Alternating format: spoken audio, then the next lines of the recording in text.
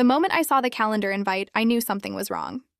After 12 straight quarters of breaking records, bringing in major clients, and helping build one of the fastest-growing financial firms in the region, nobody should have been calling me into an urgent meeting with no explanation. Yet there it was waiting in my inbox before I had even finished my first coffee. The subject line simply read, "Executive Review. No details, no agenda, no signature, just a time and a conference room number." As I walked through the office that morning, people avoided eye contact. A few employees who normally greeted me every day suddenly became fascinated with their computer screens. One manager I had personally mentored practically ran into a copy room when he saw me coming. That was the moment I stopped hoping it was a misunderstanding. I had spent 15 years climbing my way to the top of Archon Financial. Nothing had been handed to me. Every promotion, every contract, every major account had been earned through long nights, missed holidays, and more flights than I could count. 3 weeks earlier, I had closed the largest deal in company history, a partnership projected to generate tens of millions in revenue. Now everyone was acting like I was already gone. Before heading to the meeting, I stepped into my office and opened the bottom drawer of my desk. Inside sat a leather folder containing every important document I had signed during my career. Most people treated contracts like boring paperwork.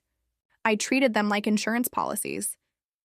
I flipped through the pages until I found the section I wanted. Clause 11C, the clause I personally negotiated during contract renewal the previous year, the clause that would soon change everything. I smiled, slipped the folder into my bag, and headed to the meeting. The conference room looked exactly the way corporate executions always looked. The blinds were closed. Human Resources was already seated. My supervisor, Karen, sat at the end of the table with a rehearsed expression that was trying very hard to look compassionate. There were no reports, no performance reviews, no discussion, just a termination letter waiting in front of her. Karen cleared her throat. "Victoria, thank you for joining us." I remained standing. She glanced down at her paper. "Due to organizational restructuring, your position is being eliminated effective immediately." For a few seconds, nobody spoke. Karen seemed to be waiting for tears, anger, maybe even begging. Instead, I nodded, understood. The surprise on her face was almost amusing. She quickly continued reading from her script, explaining that leadership had approved the decision and that my employment was ending immediately. Leadership. That was corporate language for Brian, the CEO. The same Brian who had happily accepted credit for projects I created, the same Brian who conveniently scheduled my termination less than 24 hours before a massive compensation package was scheduled to vest. The same Brian who apparently believed I was stupid. When Karen asked for my badge, I handed it over without argument.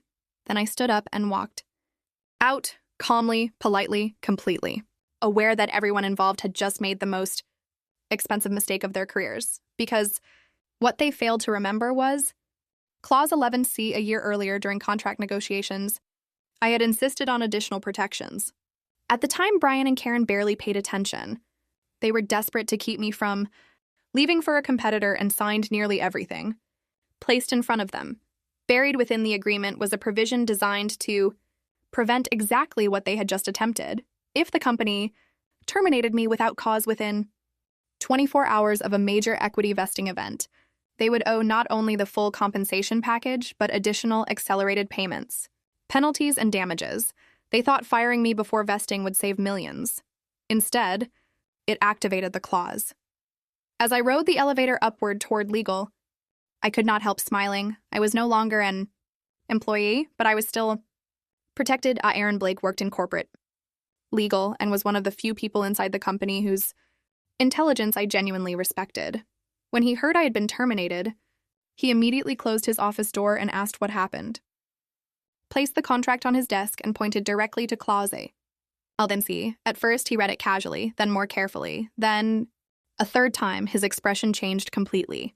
"Victoria, they actually fired you inside the protection window? Yesterday would have been safe. Tomorrow would have been safe. Today was not." Aaron leaned back in his chair and slowly shook his head. They are going to lose their minds when they realize this. That was not my concern anymore. I simply wanted enforcement, nothing more, nothing less, before leaving the building. I made one final stop in compliance, where an analyst named Sarah reviewed the documentation. Her reaction was even stronger. She stared at the contract like it was a winning lottery ticket. "They signed this?" "Every page," I said, "every page, including Karen, including Brian, including the board representatives." Sarah laughed in disbelief. "They actually thought they could terminate you one day early and avoid payment?"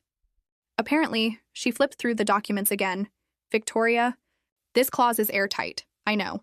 As I left the office, I realized something important. For the first time in years, I felt completely relaxed. The battle was already over. They just did not know it yet." By noon, panic had spread through corporate headquarters. Karen was demanding documentation that did not exist. Human resources searched desperately for performance warnings. There were none. Legal reviewed the contract. Compliance reviewed the timestamps. The board reviewed the signatures. Every road led to the same conclusion. The company was responsible. Meanwhile, I sat comfortably in a cafe several blocks away, drinking coffee and answering emails. At 10:41 a.m., the first message arrived from board counsel. They had reviewed the clause. They had verified the signatures. They had confirmed the timeline. Translation: they knew they were trapped. Across town, Brian finally received the same information. According to several people still inside the company, his reaction was unforgettable. He kept insisting I was bluffing. Legal explained I was not. He argued the bonus had not vested yet. Legal explained that did not matter. He claimed nobody could have predicted this outcome. Legal reminded him he had personally initialed the clause. That part reportedly left the room very quiet. The next 24 hours were brutal for everyone involved. Emergency meetings filled every conference room. Board members demanded explanations. Outside counsel was brought in. Financial analysts recalculated exposure. The final number exceeded $6 million, all because they tried to save 4. Eventually, the board contacted me directly. One member asked a question everyone seemed desperate to understand. "What do you want?" The answer surprised him. Nothing. Did not want revenge. I did not want public humiliation. Did not want apologies. I wanted the contract. Honored, that was all. The board member sat silently for several seconds before speaking again. "You planned for this?" "No, I prepared for it." There is a difference. 3 days later, the company officially surrendered. The settlement arrived electronically. More than $6.5 million, every payment authorized, every obligation acknowledged, every attempt to avoid responsibility abandoned. Karen resigned shortly. Afterward, officially she was pursuing new opportunities. Unofficially, everyone knew what really happened. Brian survived, but only barely. The board removed most of his authority and reassigned him to a meaningless executive position with an impressive title and almost no influence. In corporate America, that is simply a slower version of termination. As for me, my story spread quietly through the industry, not because of the money, because of the lesson. Executives began requesting meetings. Recruiters started calling. Competing firms reached out. One investment company offered me something I had never truly been given before: a seat at the table, not as an employee, as a partner. Several weeks later, I stood on the balcony of a luxury hotel overlooking the city skyline. My phone buzzed with confirmation that the final payment had cleared. Though money was there, the case was over, the chapter was finished. I looked out across the glass towers shining in the evening sunlight and thought about everything that had happened. For years, I had helped build an empire. I created systems, closed deals, solved problems, protected the company from risks nobody else could see. Then a handful of arrogant executives convinced themselves they could erase me with a single meeting. What they never understood was that preparation beats power every time.